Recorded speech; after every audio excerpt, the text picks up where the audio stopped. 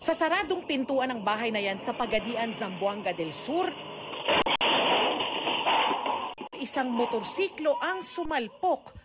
Tumilapon sa loob ang mga sakay nitong pawang mga minor de edad. Ang rider ng motorsiklo, sugatan at napatayo na lang. Ang dalawang angkas niyang babae, humandusay sa sala ng bahay. Dead on the spot ang isa sa kanila, habang ang isa, dead on arrival sa ospital. Wala namang nasaktan sa mga nasa loob ng bahay. Pero laking takot daw ang dinulot sa kanila ng disgrasya. Tinignan ko yung dalawang dalaga na nakahandusay dun sa lapag ng bahay ko.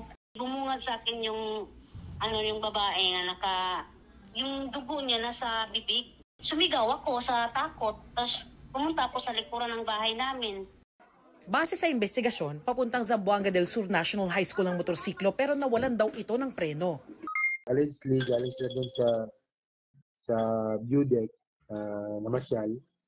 Kasi may activity yata sila sa school. Kaya tumakas sila sa school.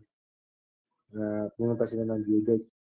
While going down na sila, pababa the view deck, nagkaroon daw ng mechanical problem yung motor nila. Mabilis yung takbo nila at tuloy-tuloy doon sa bahay. Wala ring plaka ang motorsiklo at ang rider walang lisensya. Dinala na sa police station ang motorsiklo. Wala pang pahayag ang rider. Ang may-ari ng bahay, bagamat walang planong magsampa ng reklamo, humiling na mapagawa ang pinsala sa bahay. Para sa GMA Integrated News, Darlene Kai, Nakatutok, 24 Oras.